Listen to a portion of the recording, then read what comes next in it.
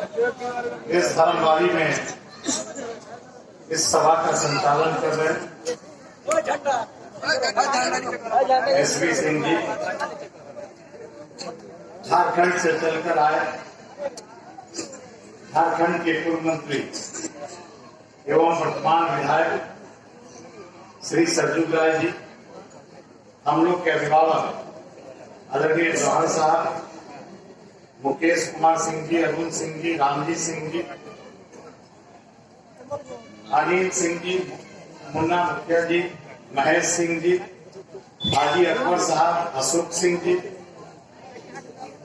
राघव पांडे जी, बाबर अली जी, double व्यास जी, सुनील सिंह जी, मुन्ना सिंह जी, युवराज सिंह जी, मुन्ना जी, मुन्ना खां जी, मंच पर बैठे हुए सम्मानित सभी अतिथिगण और इस धर्मवारी की ऐतिहासिक धरती पर उपस्थित बड़े बुजुर्ग नौजवान साथीगण, हम सबसे पहले इस धर्मवारी की ऐतिहासिक धरती को और इस महान देवतुल्य जनता को हम हृदय से अपना प्रणाम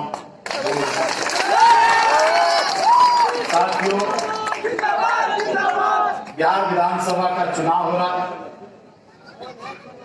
3 तारीख को मतदान भी होना है। आप सब जानते हैं कि हम निर्दलीय प्रत्याशी के रूप में हैं और निर्दलीय प्रत्याशी के रूप में हमारा चुनाव चिन्ह जो क्रमांक 7 पर ट्रैक्टर है। यह चुनाव 2 विचारधारा में हो रही है। एक तरफ पार्टी चुनाव लड़ रहा है, दूसरे तरफ बैकुंठपुर की जनता चुनाव लड़ रही है। साथियों, मेरे साथ क्या घटना घटी आप सब जानते हैं। हमारे परिवार की 48 साल की राजनीतिक पृष्ठभूमि रही है और 48 साल की राजनीतिक पृष्ठभूमि कोई साधारण पृष्ठभूमि नहीं होता है और 48 साल की राजनीतिक पृष्ठभूमि बेदाग पृष्ठभूमि रही है। समता पार्टी के संस्थापक सदस्य के रूप में मेरे स्वर्गीय पिता ब्रजकिशोर नारायण सिंह जी थे और उनके मृत्यु के उपरांत समता पार्टी के सदस्यता ग्रहण से लेकर 24 वर्षों तक हमने समता पार्टी से लेकर जनता दल यू तक का सफर तय किया है। बड़ी ईमानदारी निष्ठा से जिस तरह से क्षेत्र की जनता की हमने सेवा की, उसी तरह से पार्टी दल की भी हमने सेवा और खिदमत किया है। लेकिन पता नहीं क्या ऐसी हमने चूक हुई कि हमको पार्टी ने अपना उम्मीदवार नहीं बनाया। साथियों, जब हम इसके पीछे हम इतिहास में गए कि आखिर हम पार्टी दल को मजबूत करने के लिए, पार्टी संगठन को मजबूत करने के लिए 24 वर्ष की जीवन एक तपस्या की तरह हमने बिताई है। हमने जनता की सेवा किया। हम विधायक थे, तब भी हम पिछले 5 वर्षों में विधायक नहीं भी रहे, फिर भी हमने अपनी जवाबदेही जिम्मेवारी को निर्वाह किया है। हमारी सोच विकास के रास्ते की सोच है और हम अपने पिछले 5 वर्षों में हमने विकास के कई लंबी रेखाएं खींची। साथियों, हम लगातार संघर्ष करते रहे और विधानसभा के सदस्य के रूप में भी हम संघर्ष किए। हमारे स्वर्गीय पिताजी के परम मित्र आदरणीय सरजू राय जी आपके बीच में आए हैं। जब पहली सभा भारतीय जनता पार्टी की इसी दिगवा दिगौली में हो रही थी, उस समय झारखंड के तत्कालीन मुख्यमंत्री श्री रघुवर दास जी आए थे और उन्होंने एक सभा को संबोधित किया। उसी समय बैकुंठपुर के लोगों की इच्छा हो गई, धर्मवारी के नौजवानों की इच्छा हो गई कि भाई तत्कालीन झारखंड के मुख्यमंत्री श्री रघुवर दास आए हैं, आप उनके किला में कील ठोकने वाले श्री सरजू राय जी को इस क्षेत्र में बुला दीजिए।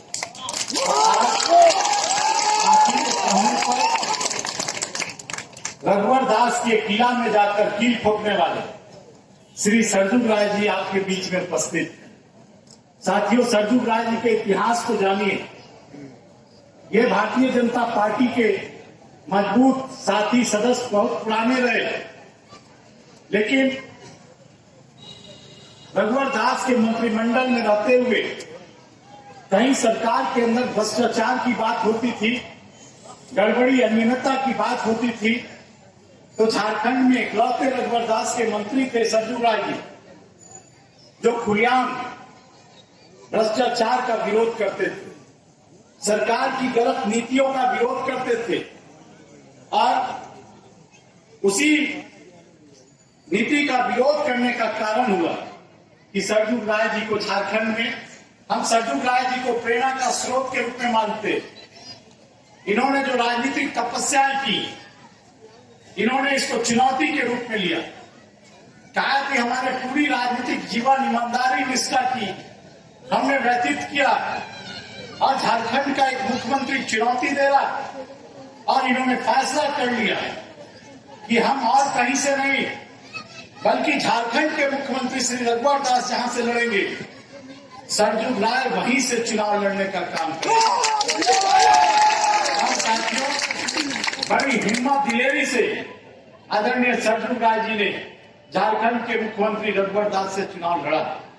दो हाथे हुई, पूरी भारतीय जनता पार्टी की सेना लग गई थी सरजुग राय जी को हराने के लिए।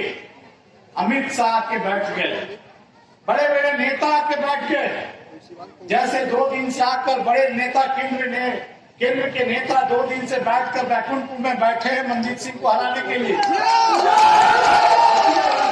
राय को हराने के लिए आए थे लोग, लेकिन महान जनता, हम धन्यवाद देंगे कि न्याय और इंसाफ लोगों ने किया और सरजुग राय जी ऐसे इतिहास के स्वर्ण अक्षर में नाम लिखा गया जिन्होंने झारखंड के मुख्यमंत्री को पराजित और परास्त करने का काम किया। साथियों, राजनीति में स्वाभिमान भी बहुत बड़ी चीज होती है और वही स्वाभिमान की लड़ाई बैकुंठपुर की हो गई।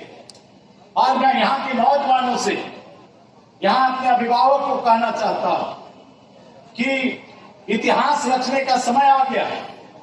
जिस तरह से झारखंड के मुख्यमंत्री को सरजुग राय जी ने हराया, ठीक वही बैकुंठपुर के लोगों को 3 तारीख को इतिहास रचने का समय आ गया। अगर आप 3 तारीख को अपना इतिहास रचते, अपना आशीर्वाद हमारे ट्रैक्टर चुनाव चिन्ह पर बटन दबाकर 7 नंबर पर देते, तो बैकुंठपुर भी आजादी के बाद आज तक कोई निर्दलीय प्रत्याशी नहीं जीता था। अगर आप मुझे जिताते हैं तो यह इतिहास के स्वर्ण अक्षरों में लिखा जाएगा। और यही नहीं, केवल हमारे जीत से केवल हमारा स्वाभिमान नहीं बढ़ेगा, बल्कि स्वाभिमान बढ़ेगा अगर तो वह बैकुंठपुर का बनेगा और बैकुंठपुर के सरजमी का स्वाभिमान बढ़ेगा। साथियों, हमने भी लंबी राजनीति संघर्ष 20 वर्षों में किया है। आपको बताना चाहते हैं, जब भारतीय जनता पार्टी के उम्मीदवार का नामांकन था गोपालगंज में दीनदयाल उपाध्याय स्टेडियम में, उस दिन भारतीय जनता पार्टी के अध्यक्ष श्री संजय जायसवाल जी आए थे। उन्होंने क्या कहा नामांकन में? गोपालगंज की जनता से माफी मांगते, इस बार एनडीए की सरकार बना दीजिए, अगला साल से हम बिहार में गोपालगंज में बाढ़ नहीं आने देंगे। साथियों, जरा आप भी इंसाफ करिए। 15 वर्ष का शासन हो गया। जो सरकार 15 वर्षों में बांध, तटबंधों, सड़कियों का निर्माण नहीं किया, जमींदारी बांधों का निर्माण नहीं हुआ, क्या 5 वर्षों में वो तटबंध और बांधों का निर्माण कर देंगे? साथियों, हमको आश्चर्य हुआ। भारतीय जनता पार्टी के यहाँ के विधायक ने रिपोर्ट कार्ड जारी किया और कहा कि हमारे समय में 150 करोड़ रुपए की लागत से तटबंधों पर की मनमति की गई है, खर्च किया गया। साथियों, अगर 150 करोड़ रुपए खर्च हो जाते तटबंधों पर, क्या बैकुंठपुर में 8 जगहों पर तटबंध टूटता? ये 150 रुपया कहाँ गए? समय आने दीजिए, सारे लेखा जोखा हम लेंगे।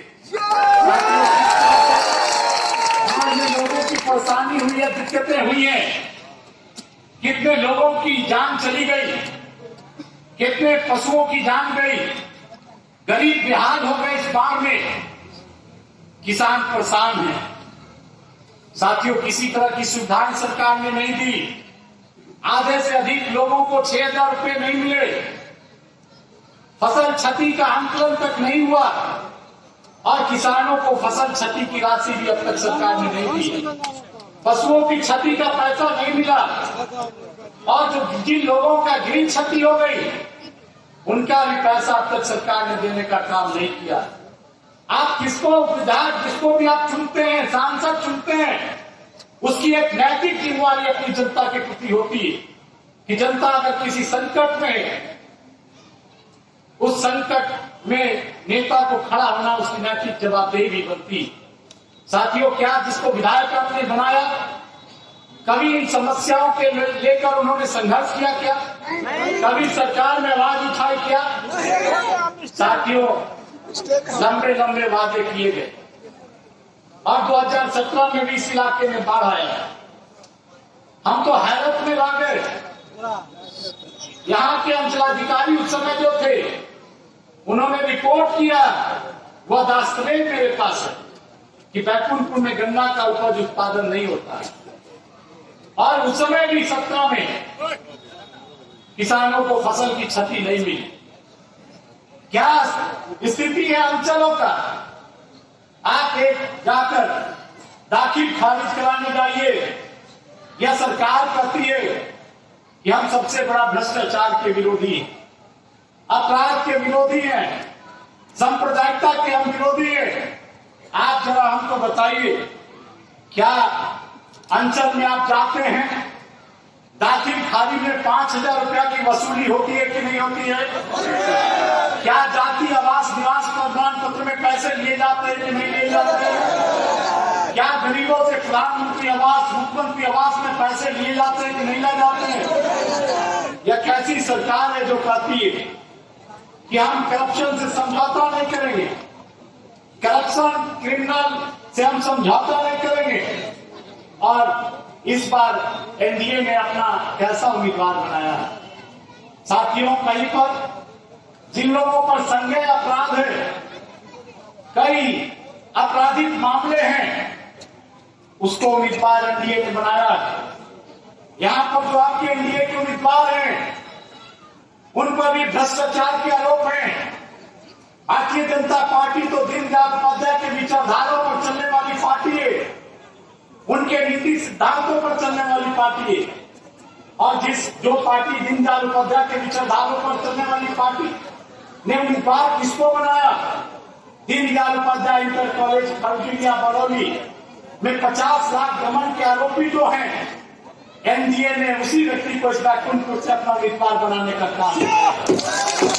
साथियों, हमारे परिवार के 48 साल के राजनीतिक जीवन पर कोई उंगली नहीं उठा सकता, कोई भ्रष्टाचार के मामले नहीं है।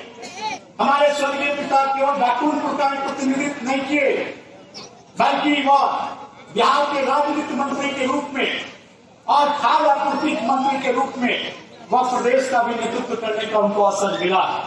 लेकिन पूरी राजनीतिक जीवन ईमानदारी और निष्ठा से उन्होंने बिताया। श्रीवचन त्रिवेदी जी, जो इस बैकुंठपुर के पहले विधायक, महान स्वतंत्रता सेनानी थे, किसी पर भ्रष्टाचार के आरोप नहीं लगे। लेकिन पिछले बार पहले ऐसे व्यक्ति को आप लोगों ने चुना जिसके ऊपर इस बैकुंठपुर का ही पैसा लूटने का आरोप था। साथियों, निगरानी विभाग सबसे बड़ा भ्रष्टाचार की जांच की इकाई है और निगरानी विभाग ने साबित कर दिया कि श्री मिथिलेश तिवारी ने दीनदयाल उपाध्याय इंटर कॉलेज में 50 लाख गमन उन्होंने किया। और जानते हैं, उनके ऊपर 420, 120 के मुकाबले दर्ज हैं। जब तक ये एनडीए की सरकार है, वह बचे हुए हैं। जिस दिन एनडीए की सरकार की विदाई होगी उसी दिन इनका लाल कोठी में जाना भी तय है। साथियों, एनडीए की सरकार भ्रष्टाचार को संरक्षण दे रही है। ऐसे भ्रष्टाचारियों को उम्मीदवार बना रही है जो लालू पाटकर हैं। लालू यादव पर जिनके 420, 120 के पशुपालन घोटाले के आरोप हैं, वही आरोप यहाँ के एनडीए के प्रत्याशी श्री मिथिलेश तिवारी पर भी। साथियों, 5 साल में निगरानी विभाग केवल सरकार और सत्ता में रहने के बाद कारण उनके ऊपर चार्जशीट दाखिल नहीं हुआ। साथियों, क्या लोग करते हैं, बड़ी नारा देते हैं भगवाधारी का, और बहुत भगवाधारी के नारा देने वाले लोग मैं इस मंच से कह रहा हूं, और चुनाव आयोग के लोग भी टीम है और यहां पर हमारे भाषणों को रिकॉर्ड कर रहा, मुझे उसकी भी चिंता परवाह नहीं। साथियों, मैं तो बिना साक्ष्य का कुछ बोलता भी नहीं। साथियों, यही सिंहासनी मंदिर है। धर्मवादी होकर ही हम लोग जाते हैं सिंहासनी मंदिर पूजा अर्चना करने भगवान शिव का। हम लोग भी भगवान शिव के भक्त हैं, पूजा अर्चना करते हैं। मेरे पिताजी भी शिव भक्तों में से थे और शिव चर्चा भी करते थे। साथियों, लोगों ने कहा था 2015 में इसी धर्मवादी के मोड़ पर, इसी मीरा टोला के बाजार में चुनावी सभा में, कि हम सिंहासनी मंदिर को पर्यटक स्थल का दर्जा दिला दें। साथियों, वक्त आ गया पूछने के लिए, क्या विगत 5 वर्षों में सिंहासनी मंदिर को पर्यटन स्थल का दर्जा मिला क्या? साथियों, सबसे गंभीर मैं विषय पर चर्चा करना चाहता हूं। सिंहासनी महोत्सव के बहुत ढिंडोरे पीटे गए कि हमने सिंहासनी महोत्सव कराया, हमको भी प्रसन्नता। कोई भी महोत्सव उत्सव होता वह प्रसन्नता का विषय होता है, लेकिन साथियों उसके पीछे कारण क्या है आपको हम बताना चाहते हैं। जब सिंहासनी महोत्सव हुआ, सिंहासनी महोत्सव में श्री मिथिलेश तिवारी जी ने जिला प्रशासन से किसको निमंत्रण दिलवाया? मुख्य अतिथि के रूप में, उद्घाटनकर्ता के रूप में श्री मनोज तिवारी जी, जो भारतीय जनता पार्टी के उस समय दिल्ली प्रदेश के अध्यक्ष थे और उस समय सांसद भी थे और आज भी सांसद है। सिंहासनी महोत्सव के उद्घाटन समारोह में मुख्य अतिथि के रूप में भारतीय जनता पार्टी के सांसद के रूप में वो आए थे और उन्होंने सिंहासनी महोत्सव का उद्घाटन किया।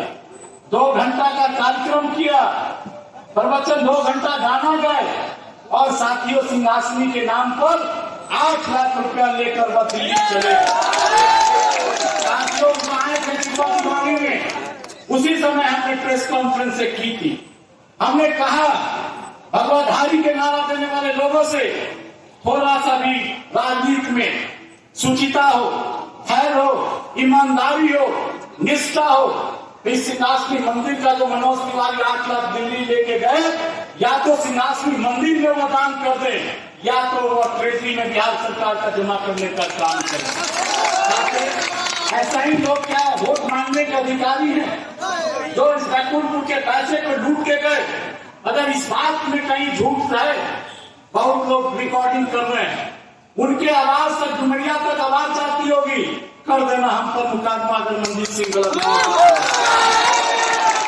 लंबे लंबे वादे किए गए थे, लंबे लंबे वादे किए गए थे। कहा गया था कि हम सोनपुर से लेकर सलेमपुर तक बांध तटबंधों को पक्की सड़क में हम तस्दीक कर देंगे। धर्मवादी के साथियों से हम पूछना चाहते हैं, बैकुंठपुर के कोने कोने से लोग से आए, अगर क्या तटबंध बीच हुए रहते तो क्या बाढ़ की स्थिति आपके यहाँ आई रहती? लोग क्या नहीं वादा किए? कहा गया कि हम तो शमशान घाट बनवा रहे डुमरिया में, डुमरिया के नाम पर भी झूठ। जो लोग डुमरिया के विधायक बने, डुमरिया के नाम पर भी झूठ कि हम शमशान घाट बनाएंगे, सौदागिरी बनाएंगे। साथियों 5 वर्ष का वक्त बीत गया, क्या डुमरिया में सौदागिरी बना क्या? हम लोग तो क्षत्रिय कुल में पैदा लिए और ब्राह्मण को हम लोग देवता तुल्य मानते, पैर छू के उनसे आशीर्वाद भी लेते और ये भी मानते कि उनके ब्राह्मण के मुंह में आग पानी दोनों। साथियों, मुकेश तिवारी जब जीते थे चुनाव, उन्होंने जीतते कहा कि बैकुंठपुर को हम शमशान घाट बना देंगे। साथियों, डुमरिया में शमशान घाट तो नहीं बना, लेकिन 2020 में धक्का-धक जब 2 बार बाढ़ आया, पूरा इलाका शमशान घाट में साथियों, क्या वादे नहीं किए गए। कहा गया कि हम चुनाव जीतने के बाद हम जो है 51 बेटियों की शादी हम कराएंगे अपने पार्टी के पैसा से। यहाँ पर बैकुंठपुर के तमाम गांव से लोग आए हुए हैं। साथियों, जरा ईमानदारी से बताइए, जो प्रतिनिधि जनता के सामने कोई बात रखता है, क्या एक भी गरीब की बेटियों की शादी क्या पिछले 5 वर्षों में हुई है? क्या जहां गए वहां वैसा बोल के वोट भी जुड़े 2015 में, और 5 साल तक की मजा मान रहे थे, रसगुल्ला खा रहे थे। चुनाव तो इसी बार हो रहा, पता लग रहा। अगर काम किए जाते तो कोई बैकुंठपुर में हीरो हीरोइन को बुलाकर वोट लेने की जरूरत नहीं, कोई हीरो हीरोइन को बुलाकर वोट लेने की जरूरत नहीं पड़ती। सब जगह इन्होंने लोगों को ठगा। जाएंगे सलेमपुर में, कह दिए वहां के लोगों को कि भाई हम विधायक बनते सलेमपुर में, हम गंडक नदी पर हम एक बड़ा सा पुल बनाएंगे और सलेमपुर घाट को सीधे गोविंदगंज घाट से हम जोड़ेंगे, नहीं तो हम सलेमपुर में वोट मांगने नहीं आएंगे। अब सही में जनता वादा वहां याद दिला रही है। अब जा रहे हैं तो लोग कहता है वहां कि पुल नहीं तो वोट नहीं, गो बैक का नारा।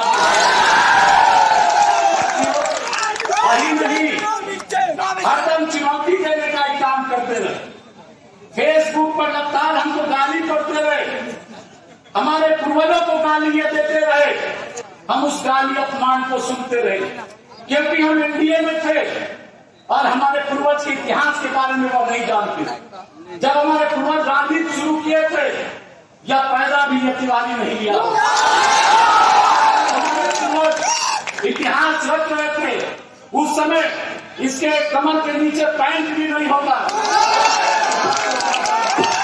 जेपी आंदोलन में मेरे स्वर्गीय पिता पहले बिहार विधानसभा कैसे विधायक थे, 74 में उन्होंने जेपी आंदोलन जब शुरुआत हुई तो जेपी के साथ खड़े हुए, और बिहार विधानसभा जिसके लिए हम लोग चुनाव लड़ रहे, वोट मांग रहे, वह वैसे महापुरुषों में से थे कि उन्होंने तुरंत बिहार विधानसभा से पहले जेपी आंदोलन में विधानसभा से त्याग पत्र देने का काम किया। ऐसे लोगों का अपनी उठाने का काम करते हो। इस बार जनता बड़ी मजबूती से तुमको जवाब दे रही, और 3 तारीख को जवाब मिलेगा। साथियों, जब हम पॉलिटेक्निक कॉलेज ब्रजकिशोर नारायण सिंह का उद्घाटन कर रहे थे, उस पॉलिटेक्निक कॉलेज के उद्घाटन में अड़चन पैदा किया गया, लेकिन उद्घाटन हुआ, आए बिहार के मुख्यमंत्री उद्घाटन हुआ। उसके बाद इन्होंने कहा कि हम ITI कॉलेज स्थापित करेंगे, और 21 करोड़ की स्वीकृति हो गई। बैकुंठपुर के नौजवानों, हम तो घूम रहे हैं, पूछ रहे हैं बैकुंठपुर में ITI कॉलेज कहाँ है? कहीं हमको दिखाई नहीं दे रहा। 21 करोड़ रुपया स्वीकृत हुआ ITI कॉलेज के, हमको कहीं दिखाई नहीं दे रहा। बड़ी तेजी से भाग रहे थे मंच पर एक दिन कि हमने जो है स्टेडियम की स्वीकृति दिला दी, रेवती में, टेक्नॉस में इतना करोड़ रुपया हमने स्वीकृत करा दिया। फेकू बाबा, एक दिन कहीं कोई काम नहीं हुए। गरीबों के बारे में कहते थे हम एक गरीबों का जीतने के बाद राशन कार्ड बनवाएंगे, हम जो है लोगों का वृद्धा पेंशन दिलवाएंगे, विधवा पेंशन हम दिलवाएंगे। लेकिन क्या साथियों, किसी सुख में वह शामिल हुए? परिस्थितियों में जो जनप्रतिनिधि अपनी जनता को छोड़ दिया, क्या वो वोट मांगने का अधिकारी है? क्या साथियों, लॉकडाउन की परिस्थिति में क्या हुआ? लॉकडाउन में सब पंजाब, हरियाणा, बंगाल, दूसरे राज्य में हमारे नौजवान फंसा हुआ था। पुलिस की लाठियां बरस रही थी, हमारा मजदूर भूखा सो रहा था, बिस्कुट पानी पी के जीवन यापन कर रहा था। फोन आता था, कलेजा डालता था। जो संभव हुआ हमने बैकुंठपुर के नौजवानों को उस परिस्थिति में भी मदद किया। जब बाहर से लोग आए, हमारे बच्चे आए, हमने एक एक क्वारंटाइन सेंटर में हम गए, अपने नौजवान साथियों से मिलकर उनके सुख दुख में भी हम शामिल हुए। हम हर संकट में अपने नौजवानों के साथ हम खड़े रहे साथियों। लेकिन आपने क्या किया? आप बैठकर दिल्ली बॉम्बे मजा मार रहे थे मनोज तिवारी के साथ। उस समय आपको जनता याद नहीं आ रही थी, इसलिए तो जनता आपको मुखों जवाब दे रही है। साथियों, हमने विकास की लंबी रेखा खींची। हमने चुनाव में कोई वादे नहीं किए थे। हमने यह नहीं कहा था कि 650 करोड़ का बंगला घाट पुल हम बना देंगे। हमने यह नहीं कहा था कि हम 450 करोड़ का 70 घाट पुल बनाएंगे। हमने नहीं कहा था मामापुर लखनपुर रोड बना देंगे। हमने नहीं कहा था कि हम सब रजिस्ट्री ऑफिस काम करा देंगे। हमने यह नहीं कहा था कि झलवा में 30 बेड का अस्पताल करा देंगे। हमने नहीं कहा था एमएम कॉलेज स्थापित करेंगे। हमने यह नहीं कहा था कि हम किशोर लाल सिंह पॉलिटेक्निक कॉलेज स्थापित कर देंगे, गांव गांव बिजली के लिए सड़क देंगे। लेकिन हमने 5 वर्षों में अपनी जिम्मेदारी समझकर, जवाबदेही समझकर हमने एक एक चुन चुन कर काम विकास का किया। विकास के रास्ते पर हम आगे भी चलने के लिए तमाम यहाँ पर भारी भीड़ के सामने हम आप लोग का आशीर्वाद प्राप्त करने के लिए आए। साथियों, जिन लोगों ने पिछले 5 वर्षों में झूठ बोलकर, धोखा देकर वोट लिया, उनको जवाब देने का मौका आया। साथियों, सबसे बड़ी समस्या किसानों को लेकर है और उसकी लड़ाई हम लगातार लड़ रहे हैं। और जो भी लड़ाई हम लड़े, कोई अपने लिए नहीं बल्कि जनता की लड़ाई लड़े। हम बाढ़ के 17 में भी हमने आंदोलन किया, ब्लॉक को घेरा। शौचालय की राशि गरीबों को नहीं मिल रही थी, उसका भी हमने आंदोलन किया। बिहार विधानसभा में सदस्य के रूप में हमने कई सरकार के भ्रष्टाचार के मामले उठाए। हमने स्वास्थ्य बीमा योजना के बारे में उठाया कि बिहार के अंदर महिला तो महिला है, इसी सरकार के अंदर पुरुषों का भी गर्भाशय का ऑपरेशन करके पैसा लुटा गया। किसानों के बीमा का पैसा, जो किसानों ने बीमा कराया था, उसका प्रीमियम का पैसा बीमा कंपनियों ने लूटने का काम किया। कई भ्रष्टाचार के मामले हमने उठाए, जन सरोकार के मामले हमने उठाए और इसी का परिणाम हुआ कि हमको टिकट से भी टिकट किया गया। लेकिन हमको उसकी चिंता नहीं, हमको अपने स्वर्गीय पिता की वचन याद है। उन्होंने कहा था अंतिम समय में कि हम जानते हैं हमारे मरने के बाद जितनी हमारे परिवार के लोगों को कष्ट नहीं होगा, उससे ज्यादा बैकुंठपुर की जनता को कष्ट होगा। राजनीति में जीत हार का परवाह मत करना, सत्ता में रहना या बेसत्ता में, पद पर रहना या मत रहना, बैकुंठपुर की जनता का सेवा खिदमत करना कभी मत छोड़ना। मैं पिछले बार चुनाव भी हार गया, लेकिन कभी भी अपने भाइयों को संकट में हमने साथ छोड़ने का काम नहीं किया। साथियों, लंबा वक्त हो गया, हमारे अभिभावक को भी बोलना, आप लोग भी लंबे वक्त से आप लोग का साथ समर्थन जो मिल रहा, हम तो आप लोगों के ऋणी हैं। और मैं रात में भी ईमानदारी से मैं कह रहा हूं कि मुझे नींद नहीं आती। मैं यही सोचता हूं, गांव के अंदर जब मैं जाता हूं, हमारी बहन है, हमारी माता है, वह हमको चंदन का टीका लगाती है, 5 रुपया 10 रुपया आशीर्वाद देती है, पीठ ठोकती है। हमारा नौजवान भाई, हमारे अभिभावक जो पिताजी के समय के लोग हैं, वे लोग साइकिल से, पैदल, मोटरसाइकिल से हमारा नौजवान आधा पेट खाकर रात दिन हमको लक्ष्य पर पहुंचाने पर लगा हुआ। साथियों, हम किसी दल के, किसी नेता के ऋणी नहीं है। हम चुनाव जीतते हैं, परिणाम जो भी हो, हम अगर ऋणी हैं तो बैकुंठपुर की जनता का हम ऋणी हैं। साथियों, आपका सहयोग, आशीर्वाद हमको मिलता रहा है और हमको 3 तारीख को भी मिलेगा।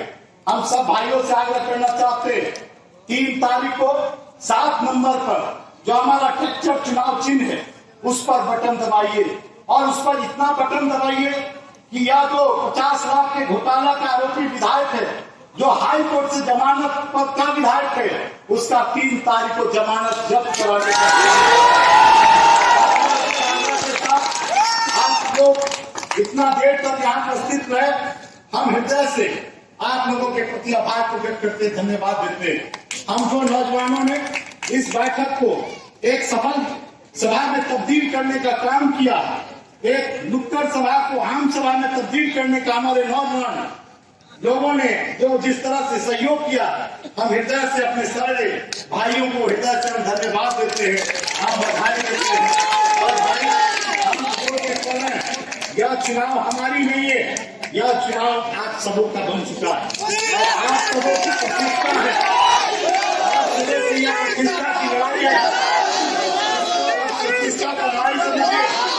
और हर व्यक्ति मनजीत सिंह बनकर इस 3 दिन में गांव गांव घूमकर वोट में तब्दील करिए, ईवीएम में 7 नंबर पर दबाइए, भारी मतों से हमको जिताइए और अपना आशीर्वाद देने का काम करिए। बहुत बहुत धन्यवाद।